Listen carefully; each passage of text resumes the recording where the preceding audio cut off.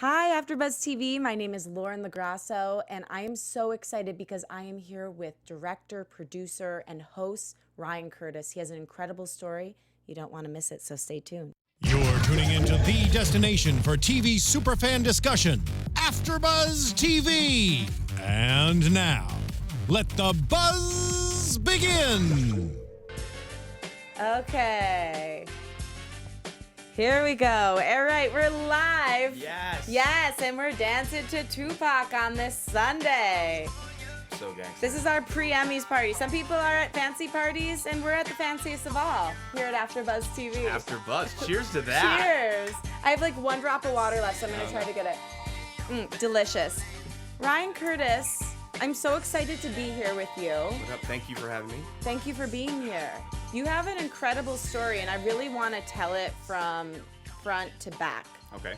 So let's go back in time. I know you grew up outside of Boston, Yeah. and you started with very little means. So can you take me through a little bit of what childhood was like for you? Yeah. So I grew up in a huge family right outside of Boston, Massachusetts. 7 kids, right? Yeah. So I'm the oldest of 7. My parents split up when I was 5. So I have a full brother, full sister, and they both had other kids. So I have 7 younger brothers and sisters total right now, but I also have like a giant family. My dad had 12 brothers and sisters, and they all have, kids. And so Are you Catholic? it's not Catholic, but Christian. It was a Christian family, kind of like Irish Catholic, a Okay. little spin-off of this weird thing. Yeah. I love spin-offs. Religious yeah. spin-offs. Yeah, I don't really know how it works anymore, to be honest. But yeah, there was a lot of kids running around. So we grew up. There's just so many people and family members around at all times that we didn't realize how poor we were. Right. Because we were just, that was normal. And so like, a dinner at my grandmother's house or something, there's, 15, 20 people at a table, and you all have just a little bit of food portion that you can eat. And then if there's any extra, you're all like fighting each other over it. It was awesome. Yeah. So, but yeah, so I grew up outside of there. And was big into sports and playing things like that. And so grew up playing sports with my friends, and then ultimately played basketball through high school, and ended up getting a basketball scholarship to college, and then went to school. I definitely want to talk about that, but I want to see when in that trajectory you started first dreaming about Hollywood. I never. Never. It was never a thought. It was never even a consideration. I think because where I grew up, there was only really 2 options, and that was you either worked in some type of a labor trade, construction, masonry. A lot of my family did that.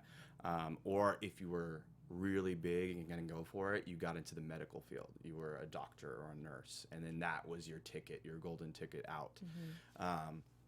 And so it was never something that I dreamed about. I loved movies growing up. My aunt and uncles, we'd always watch TV and movies, and just would really consume as many as we could, because we never like went out or left. That was our entertainment, was TV and movies when we had the ability. So so I had a love for TV and movies growing up, but because it was something so far away in Los Angeles, that was never a thing that you even dreamed about. But as a kid with my friends, we would like find old VHS camcorders or anything that we could get our hold of, and we started making movies. Yeah, I read you made short films. So do you remember what one of the first ones you made was about? Some of them are so embarrassing and ridiculous. Well, that tell I don't me. even I want to know. hear it. We do stupid things like, there's in where we grew up, there's a lot of little small farms around. So we'd, do like small little horror films where like we'd be running through the cornfields, or That was good instinct, though, because yeah. those horror films are the ones that a lot of times propel people up. Yeah. Because they're so inexpensive. I mean, not inexpensive, but they're way less expensive than normal films to make. Yeah, but the crazy thing is, like, I'd be like, 14, 15 years old, and I'd be like, so now you're running through the cornfield, but you're naked. And so like we'd be like just little underwear running. I'm like, if these ever got out, I would be ruined as a human being probably. But Do they still exist somewhere? they may or may not. I know some Wow. of them. I know like 2 of them do when we were in high school. But we recently just discovered some of them. But like we do like these little horror films are fun, but like always have like a comedic, element to it. Or we do little spoof movies of like we loved, Wayne and Garth. So we do like different spoofs on what they were doing. Oh, that's such a smart idea. So you kind of had the idea for spin-offs before they were really a thing. Yeah, and so we did, that whole scene, the Bohemian Rhapsody scene in the car, like we'd remake that scene, but under different circumstances, or and we put all this thing together. We'd edit in camera, so I'd take a take, I'd shoot, I'd press record, record and stop, and if it didn't like it, I'd like rewind to the best that I could, and then re-record over it, because that's that was our only ability that we had at that point. And then, we'd make these movies, and then we'd get all of our friends and family together, and we'd force them to sit down and watch. And I feel bad for them now. But yeah, I'm sure they loved it. Oh, they're so bad, I'm sure. Oh, so. Yeah. No, I did the same thing as a kid. Like, I'm a singer and an actor as well, and I would like hold my family hostage and make them listen to my concerts. Yeah. But then they would probably make you perform for them too, right? Like wouldn't your grandma be like, "Look at what my grandson can do." Yeah. So they got their good part out of it too. Yeah, there was definitely that happening with the family, and so I'd be curious actually to go back and see what it was. Yeah. Just go watch it if I can find some of them. But. So at that point, were you more in the directing point of view or acting in it? Yeah, so kind of both. But what I didn't realize at the point is I was directing back then. Right. I literally have the camera with me, and I'd be setting my friends up and who were ever acting and helping. I'd be okay, you do this. Now you're gonna move this way, and we're gonna shoot it. And I had no idea that that's what a director did. I didn't even know that was a thing. I was just like naturally, doing it myself. And so one of the funny things is like, I was kind of doing it before I realized it was a job. Right. Do you ever think back to when you were a kid and say, wow, if I had known that being a director was a job, first of all, second of all, an option for a person like me, how different my life would be? 100%. I do. I think that quite often, like I wish I would have gone to school for that, to college for that originally.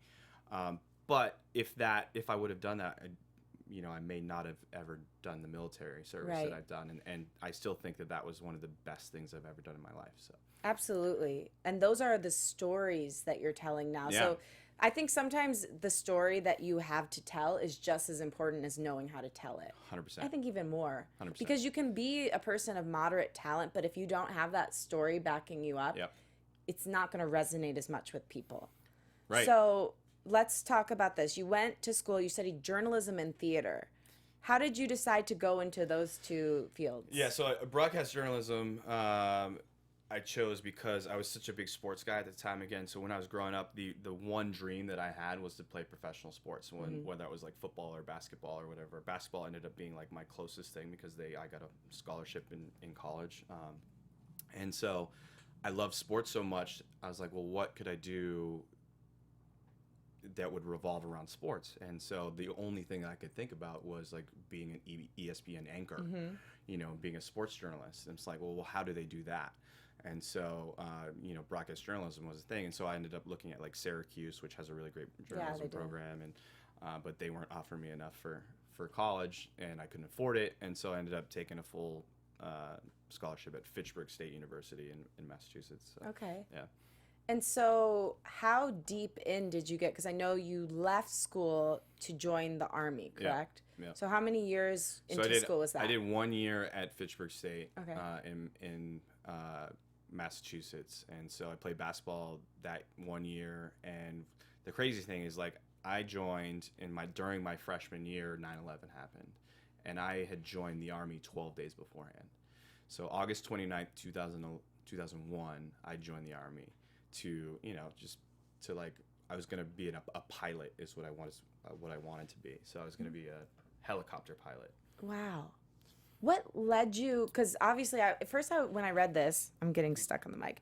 When I first read this, I was thinking, okay, well maybe he saw 9/11 happen and then he decided to join because he wanted to be a part of it. Like, what was the precipice for you joining? Yeah. So looking back now, like I probably had more impressions upon myself. Like growing up, my dad was in the Army on and off growing up. although he wasn't always in my life until much later. But my both grandfathers were in the military as well. And it was something that I never really talked to them about, but I saw, being so young. But my dad was in the Army at the time. I happened to go with him he was in the National Guard, happened to go with him to a weekend, and they're like, hey, they're taking the ASVAB test, you should take it. And that's like the SAT test for the military, essentially. Like you have to take this test, and they determine whether or not you can join, where you would place, what type of jobs you could get in the military. And so I took the test. I was like, sure, why not? No preparation, like zero, anything like that. And then I did pretty well with the test, and essentially well enough where I could choose any job in the military that I wanted to do. And so, I was like just entertaining the thought. And so all these different recruiters started coming in. They're like, what do you want to do? You could do whatever you want. Like, plus we'll give you a lot of money during college. We'll give you all of this other things, and you get to do, have some fun and excitement. At the time, we weren't at war. Right. And I was like, okay, cool. So I ended up deciding to try to become an Apache pilot. I wanted to be a pilot helicopters. And so they're like, well, while you're at college, you do the ROTC program, and then you join a local Guard or Reserve unit to participate on weekends and do all that stuff. And then once you're done your school, you finish your flight training and blah, blah. So anyways, I signed up, did that thing, 9/11 happened, and then my whole world got flipped upside down because they do what's called, they stop-lost people. And what that means is they essentially, if you are filling a slot in any type of unit, you're stuck in that slot. Now, because I joined to be a pilot, but they wanted me to participate in a smaller, like, Guard or Reserve unit, that Guard or Reserve unit now owns me. And so, and then that unit was what's called a Tier 1 unit, a Tier 1 engineer unit, and they were one of the first units to get activated for the war. And so we went on to active duty, and then I got stuck in that unit, and then we ended up going to Iraq during the invasion. So I heard you say the word stuck a couple times. So was that unit not ultimately what you think you would have wanted to end up doing within the Army? 100%, it wasn't. It wasn't? Yeah, that wasn't even like on my radar. It was strictly just, it was close to the school that I was it was close to college at the time. That was the only reason I was in that unit. There was never a choice. If I were to go back and do it again, I would have done a completely different route. Ultimately, I was in that unit, and then I changed and did some other things after, but yeah. How long did you stay in that unit for? How many years? I was in that unit, I think, for about 3.5 years. Okay. 3.5, 4 years, yeah. So to bring it to the audience, obviously that's a much more intense situation because you were literally at war, but there's a lot of people who are stuck in their lives. Sure. Right? Yeah. They're in the middle of something, they don't have an option. Mentally, how did you get yourself through that time? And how do you think it has helped you be the person you are and the artist you are today? Sure. Well, mentally, I think the time, it was so different back then. So it was 9/11, and we just got attacked. Mm-hmm. And so, and I think I was 19 at the time. So God, you're a kid. Yeah. So, I was 19 years old. The Twin Towers just fell. The Pentagon was attacked. We lost almost 2,700 people or 3,500 people, whatever it was. I was ready. I was like, yes, this is actually something great that's happening to me because I get the opportunity to hit back.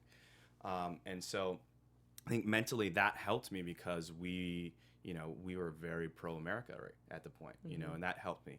But also, the training that we end up doing, through, the military, the Army gives the best training in the world. And so mentally you're going to get helped from the training that you get. And we thought it was a very awesome mission that we got to go in one of the first, got to go in and be one of the first units in the area. So we were excited, and I was excited. And so I think that helped ultimately. And so I didn't feel like I was stuck at the time. I felt grateful for having the opportunity. I did feel like I was stuck afterwards, though. And so there was some soul searching and figuring out how I could move out of that and move on to the next thing, because I didn't at that time didn't know that I wanted to work in film and television because it still wasn't an option to me. Right. So how did you get to that place though where you realized your options? Yeah. I think even since I was a kid, I'd gravitate towards the entertainment. I was making movies, and then once I finally kind of started transitioning out of the Army, I gravitated towards entertainment again because it's something I just love so much, is telling stories in whatever means necessary.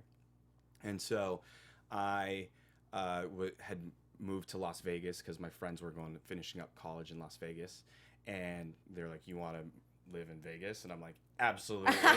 I'm like, "Why would I ever say no to that?" Like 2 weeks later, I'm in Vegas, and so I was finishing up my military time there, and I was literally looking for jobs in a newspaper. Wow. In a newspaper, and I came across. And what year is this? This would have been 2007-ish. 2007. Yeah, okay. 2007-ish. 2008 maybe, 2007-ish. And I'm looking for jobs in newspaper, and I came across extras wanted for film and TV. And I'm like, and it was like $60 a day. You're like, score! And I'm like, oh my God, I can show up and be an extra and get $60? And so you had to go down, and you showed up and did like this little casting, and they put you in the system, and I got some extra jobs. And then I was making $60 a day here and there when I got it. And then I ended up doing some more of it. I got bumped up to a featured extra where I got like $120. Wow. Well, that rarely happens. Yeah. That's pretty amazing. And then so I was like, well, I could do this. I could do more of this. How can I do more of this? And I was like, well, maybe I should take some acting classes. And I'd gone back to school, started going back to school at that time. In Nevada? Yep. Okay. And yeah, so, I was taking acting classes in school and doing extra work, and then started going out for roles in Nevada as an actor, like after a couple acting classes. Ended up booking some really terrible things. Like what? I couldn't even tell you. I don't even remember. I don't even remember all the names of them. But in doing so, I'm like, man, I could do this better. Like seeing how bad they were. Oh, you mean like better than what the other, like the producers and the directors and the writers, you're like, I could do better than this. Yeah, and I'm like on there, I'm like, wow, this is really terrible. Oh, that's a good takeaway. Yeah. So if you see something and you're judging it and you're a part of it and you're like, this is terrible, this is bullshit, I don't want to be in it anymore. Yeah. Maybe try it and see if you literally could do better. Yeah, and I did. That's a good takeaway. Yeah, I did. And so I was like, well, how can I do this better? Mm-hmm. How can I do this better? And so I started like educating myself on the business. Like any book I could get my hands on, I'd read about it. Asking around to anyone and everyone who would listen to me. And like, how can I get on set? And eventually I talked my way onto being a PA on sets, and started working as a PA, worked as a PA for a few years. And that was still in Vegas? In Vegas a little bit. So like 2007 to 2009-ish, I was PAing. And then at the time,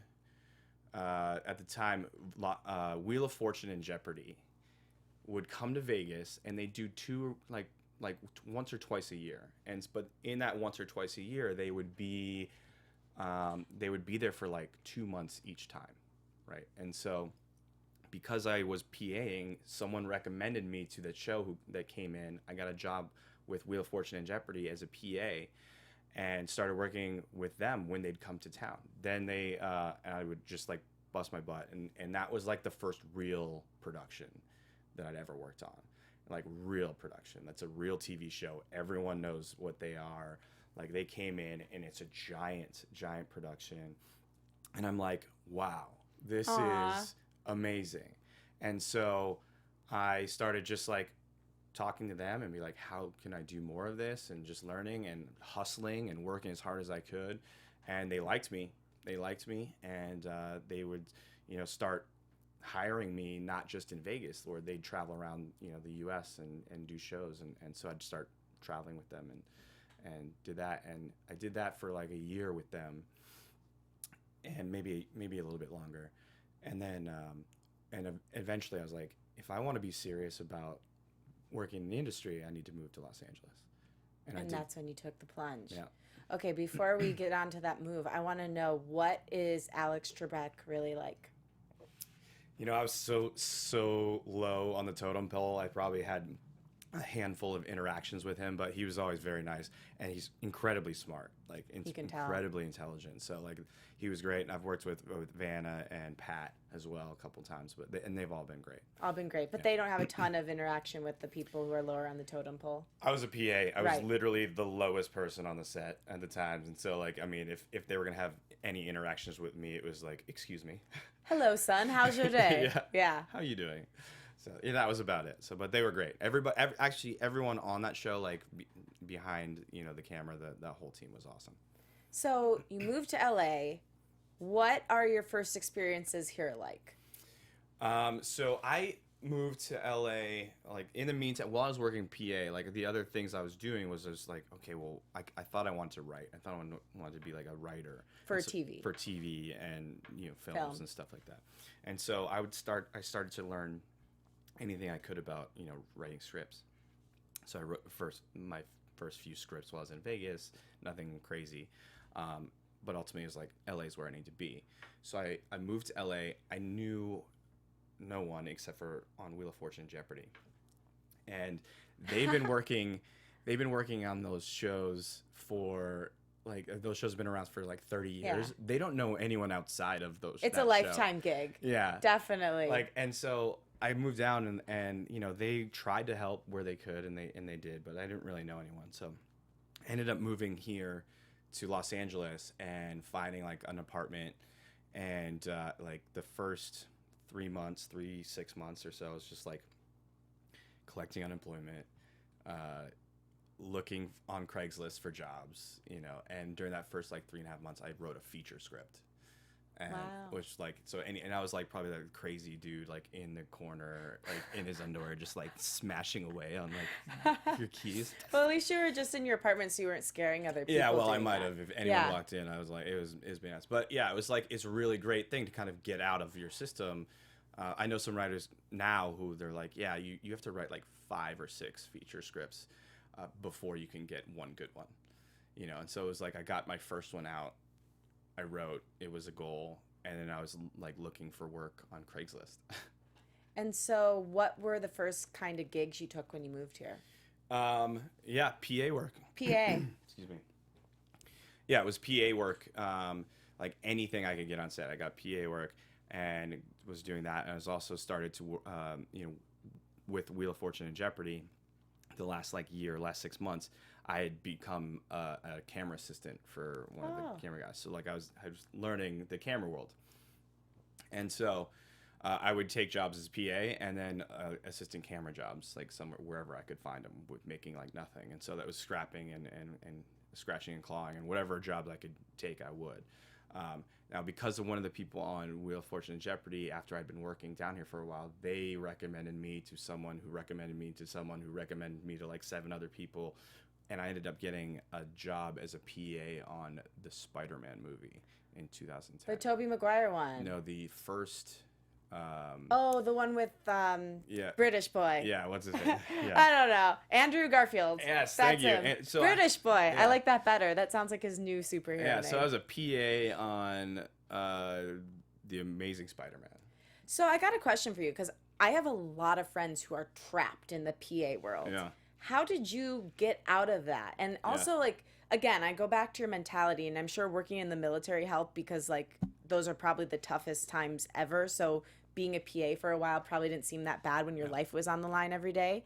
But 1, how'd you get out of the world? And 2, when you were in the thick of things, how did you stay positive and realize that you were still going to achieve your goals? Yeah. I think I have this crazy, amazing disposition that I'm a forever optimist. And so always think that if I want it enough and I work hard for it enough, that ultimately I can figure out a way to do it. And that may or may not be an easy path, but I'm going to still do it. And I'm the type of person that's willing to jump off a cliff to try. And that's great. You know, that's a really good takeaway. And I've definitely had to do that many times. I had to jump off a cliff to move to LA with knowing nobody. And then I've had to, different, now I own a production company and different things with my company, or, things along the road. You have to make that leap at times and try. And a lot of people who say that they're stuck they don't really do anything to unstick themselves. They want to be doing something else, but like ultimately what I tell people, and I talk to a lot of like military guys now, it's like, you know, if you want to be doing something, you have to do it, you know. And so if you want to get out, like for me, like I wanted to direct, and you know, I had to direct, and in order to direct, you have to direct. And so that meant, okay, well, what do I have to do? I saved up and bought myself a little camera, and like I used that camera to start making little pieces, little commercials, or you know, little short films. And so, and ultimately that practice and kept going and learning. And you know, to be a director, you have to be a director. To be a writer, you have to be a writer. To be an actor, you have to act. You can't just walk onto set someday and be like, I'm an actor. It'd be so great if that was the case, but film it's not. me. Yeah, that's not how it Film works. me. Yeah. Take me in. So yeah, that's kind of how I got out of the PA world. Like a lot of the PAs that I know who still PA that I worked with, you know, 10 years ago, they're still PAs. And which is actually a really great career. Like you be in the DGA, and you can be like a lifetime PA. You know, get benefits ultimately if you do this on the big sets and whatever. But like they don't, or they haven't done anything else. Right. I think it's fine if you're committed to that. But Absolutely. what I see happen a lot in many different facets of the industry is people are like, oh, I keep doing this and I don't want to do it and it's not fair. And it's like, well, yeah, but it kind of is. Yeah. You know, like I've definitely fallen prey to staying in something for too long, but I knew I was keeping myself there. You know, so I think as long as you're transparent with yourself and your peers, it's fine. But when you're in that like, oh, woe is me, when really you just haven't taken the action, that's Yeah. a problem. Yeah, there's I cannot overstate how important it is to be proactive in whatever it is you want. And I have been that person probably to my detriment, where I was on set or places and I was like probably too cocky and probably too in your face with people, but like telling people essentially that this is just a stop on my destination. I'm on a ladder climbing up. You know, I know where I'm going to be. I know where I want to be. This is the means to get there.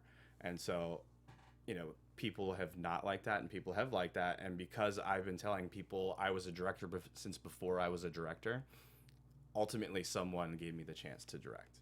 See, because I've heard back and forth on that. Like, oh, well, you shouldn't tell anyone what you really want to do. I always think you should, because otherwise you're kind of setting up the path for yourself to get trapped. Yeah. If you don't tell people what you want, how can you ever get it? Because you need people's help to get where you want to be. Right. You have to have the goods, but you need people's help too. Absolutely. So what works for me, like, don't tell someone you want to be a director. In my case, like, don't be like, I want to be a director, but then have done zero Right. to back up the fact that you want to be a director. I was telling people I want to be a director, and I have like a lot of things that I'm trying to direct and I have directed. Mind you, they were terrible early on.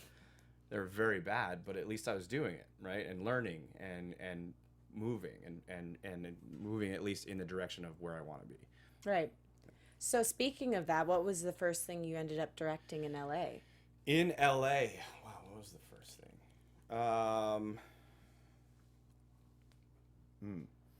Or the first impactful thing, if you can't Yeah, remember. the first, I definitely can remember the first impactful thing I directed, and that was, I did, there's a music festival called Life is Beautiful in Las Vegas, and I had chirped in some producers' ears and people's ears long enough that I was like, I can direct, and they'd seen some of the things I was doing, that they let me direct the announcement video for all the artists. And it ended up being this really big spot, like, and that did really well for me as a director, because people saw it and was like, wow, this is cool. And for like the whole company that I worked for. And so I remember walking on set, and we had shut down an entire city block, and we had about 150 extras. And I was like, wow, I'm home. You Yeah. know, like, this is it. This was it. And I vividly remember feeling that. And so that was like the first big thing that I walked on set, and I was like, man, I did it. Yeah. Wow. And from there, did you have to go back to PA work at all, or were you like Yeah. you did? Yeah. So that's something that people should know too, is even once you get it and you've done the thing you want to do, sometimes you have to go back and forth, and that's okay. Yeah. And It's that was part of it. That was something that I didn't realize too, especially this business is so freelance. Fickle. Yeah, it's like freelance, fickle. Yeah. It's crazy. Like you can be, as an actor, you could be on a TV show and do really great for however long, and then you're not working for 2 years. As a director, like I directed one piece. That's just one. Now, like I still have to pay my bills. I still have to do everything. I'm still getting phone calls for, PA work or camera assistant work or things in other places. And so like ultimately, when that other directing job's not coming in the door, you're gonna have to go back and do whatever it takes to make money, pay your bills, and still move forward. Right. It's like just because you walk for part of the run of your marathon doesn't mean you didn't complete the marathon. Right. And I think that's the way people need to look at it. This business isn't a straight line. Right. It goes a lot of different ways, and sometimes it flies up in the air and you're not expecting it. But the fact that you stay on course, that's what matters. Yeah, even now, like, I mean, it's like I've been doing this. I feel pretty cemented in my directorial career right now. Like, Right. and I'm doing well for myself. But it's like you're not busy all the time directing everything. Like for that reason, I do other things. I produce. I own a small production company that if I'm directing, I can help produce, or I'm still writing things and small other things that have to happen. So you're not gonna, especially in a business like this, unless you're one of the top people, you're not going to be doing it all the time, consistent, and never have to look back. No, you got to have a bag of tricks for sure. Absolutely, you have to be So- a Swiss Army knife. Yeah, exactly. Tell me about your production company. What kind of work do you do out of there?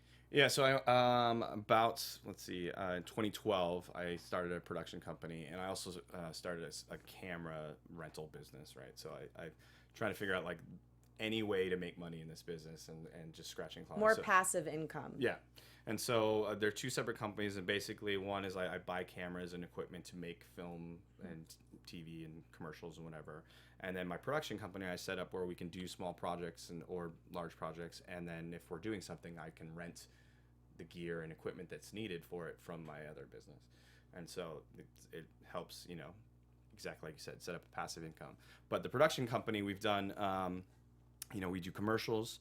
I've now done 2 short form digital series for Go 90, Right. and now we are in development of 2 feature films and a 2 series right now. So I want to talk about some of those Go 90 projects you did. No shit, there I was. So this is an animated series. Yeah. And it tells the real life stories of military vets. So tell me how this story came to be, or this idea came to be, and let's go from there. Well, so I actually can't take credit for the idea. Okay. So someone. I was gonna give it to you. Yeah, I wish I could. So I actually, in order to do that, I have to talk about the other show first. Okay, let's do it. So I did this other show called Oscar Mike, and Oscar Mike is a show about veterans that do really awesome things in their civilian lives. Things from like race car drivers to professional kayakers, people who teach weapons tactics, and to rappers, to like anything that's really awesome and kind of high adrenaline. We did it. So basically, Oscar Mike is a lexicon military lexicon that means on the move. So if you say, hey, we're Oscar Mike, that means we're on the move. And so I wanted to find veterans that were on the move in the civilian world. So does the military help you with placement into like quote unquote cool jobs at all? Like would they ever hook you up with people? No. Unfortunately not. Like that's kind of one of the big down things about the military itself is like, the military spends a lot of money training you to become whatever it is that you're going to be, whether it's, a pilot or an infantryman or an engineer or whatever it may be. They're going to train you, spend all that money and train you to get there. But then once your time is fulfilled for the military, you're done.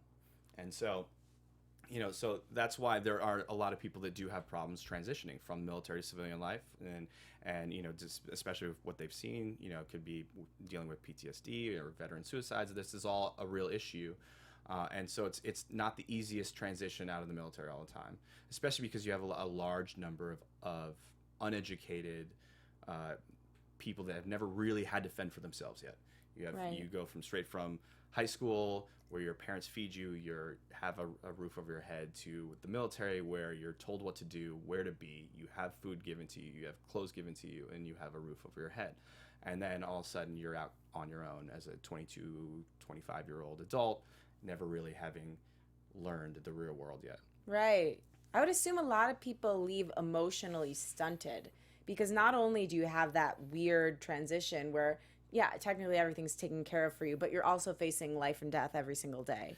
Yeah, well, not everyone does though. Like, Yeah. there's the combat arms troops that's about 20 or 30% of the entire military. So, but you have the support troops, you have everything, and you're not always in a combat zone in the military. You are back. So there are definitely hurdles, and it's when you're in a spot that's in combat, it's tough, and you mentally have to be able to come down from that situation, and then.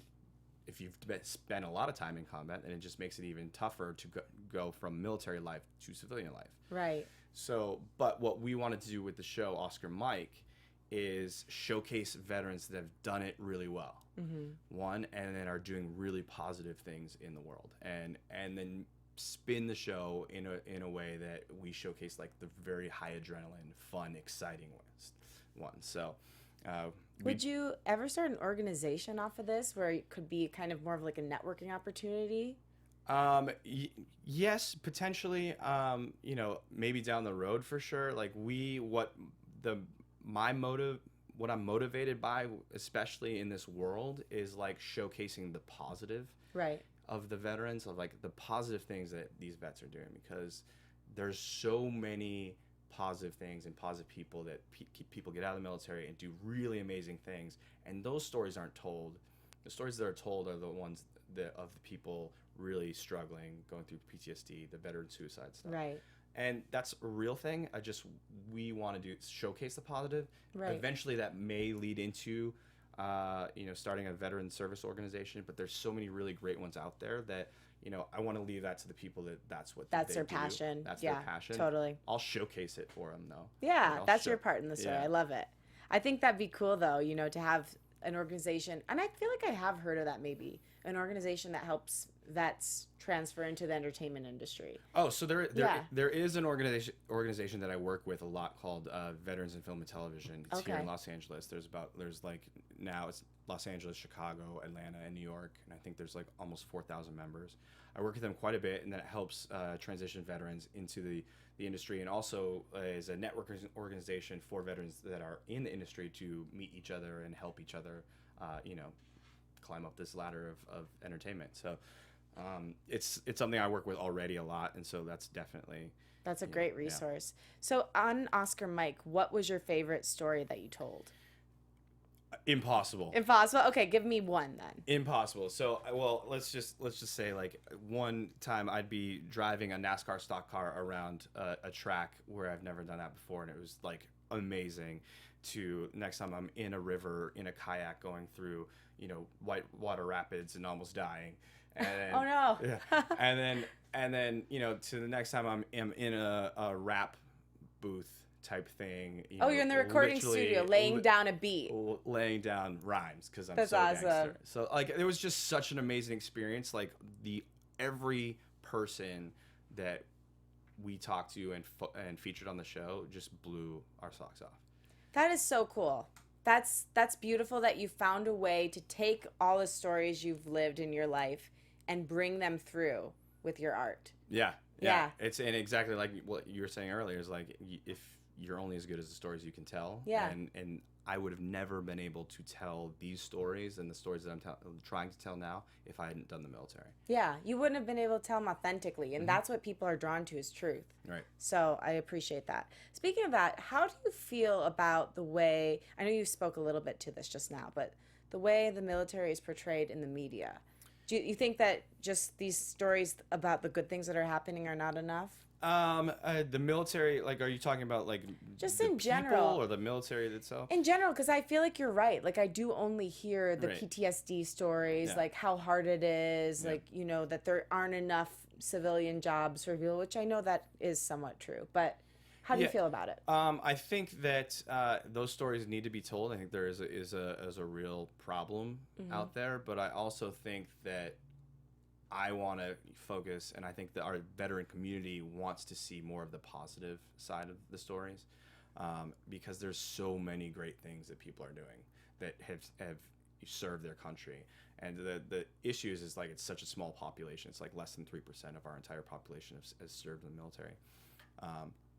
So like if I can just be a piece, or a mouthpiece to showcase some of the positive, then that's awesome. I do think that news and media, it's all about ratings, and what makes ratings is usually conflict, and conflict is unfortunately death and suicide and mental problems, and so that's what they're going to talk about. Absolutely. Well, I'm glad that you're taking a different stance on it. So you. you also do that with No Shit, There I Was. Yeah. So how did this come to be? So I partnered with a company called We Are the Mighty, which is a military content site. They do video and written pieces, and it's kind of a cool pop culture-y military site. And so we partnered with both shows on Oscar Mike, and they were given the opportunity to do this show, No Shit There I Was, and they loved what we did with Oscar Mike so much that they gave me the opportunity to showrun it. And I was like, wow, that's awesome. I was completely blown away, and I jumped at the chance, and especially because I'd never done anything in animation before, and so it was an absolute learning thing. And again, it was kind of a thing where we had to jump off the cliff and just kind of figure it out on the way down. But yeah, the idea is, it's called No Shit There I Was, which is, when people are talking in the military and they're telling stories, they're like, so no shit, there I was. And they go on to tell whatever crazy story it is. And so that's kind of the impetus of the show itself. I can't take credit for the idea, but it was, luckily I was given the opportunity to run the show. But what it is essentially we take stories from military veterans and we animate them. And it's like a funny, anecdotal, cool little show that, told firsthand by the veterans themselves. And then we do some fun animation to back it up. Oh, is that cool? So it's actually the veterans talking. They're the voice narrators or the voice actors on the show. Yeah. That is amazing. Yeah, so I take them, and so we got probably about hundreds of submissions, and I wanted to get it evenly spread as evenly as I could across all branches in both male and female, and so it was harder than we thought it would be to find stories, but because every veteran has a very messed up sense of humor, and so a lot of the stories had to do with defecating in one's pants or being drunk and stumbling over it. And what I didn't want to do was tell stories about being drunk or defecating in your pants. Right. I wanted to tell stories that could only happen to a veteran while they're in uniform, or a military person while they're in uniform. And then it had to be funny and anecdotal and cool. And so we went through a bunch of stories, and then I would take the submissions and then kind of reshape and format them for the show. And then we'd bring them in and we'd shoot them on a green screen, and they'd tell the story, and then I'd give them a script where they'd animate their own or speak their own voices and other people's voices, and it's just a really cool show. That is such an interesting idea in general, though, to have the person with the story telling it and then animating over it. Yeah. That's brilliant. Thank you. Yeah, you're welcome. So are either of these going to be getting another season? How does that work? So we are still early on in the process. We're not sure about the next season for either one of them yet. We're hoping they both get renewed. But what we do know is that Go 90 we've had really great reactions from both shows. The No Shit There I Was is getting a lot of really great reactions right now because it just came out like about a month ago, and so yeah, we hope that they both get renewed. All right, and you can check them out on the Go 90 app or go90.com. Indeed. We will have to do that. Ryan, thank you so much. Thank you. You're an incredible person. I love your story. Thank you for your service. And thank you for telling stories about real people who are doing good in the world, who have also served our country, because they deserve to be out there. Awesome. Thank you so much for having me and taking your time. Oh, my God. Oh, it's my pleasure. And you can find Ryan on Instagram at Ryan32Curtis. So check him out there. Twitter, he's laying low on Twitter, but you can check out his 2014 tweets. They're pretty cool. I did that this morning. And my name is Lauren LoGrasso. You can find me at Lauren LoGrasso on Twitter, Instagram, and Facebook. At LoGrasso on Snapchat. I was actually on there last night, so check it out. And thanks again, Ryan. Thanks, Lauren. Appreciate having you.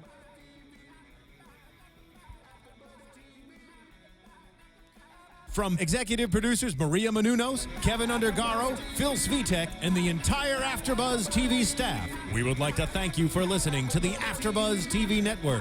To watch or listen to other after shows and post comments or questions, be sure to visit AfterBuzzTV.com. I'm Sir Richard Wentworth, and this has been a presentation of AfterBuzz TV. Buzz you later. The views expressed herein are those of the hosts only and do not necessarily reflect the views of AfterBuzz TV or its owners or principals.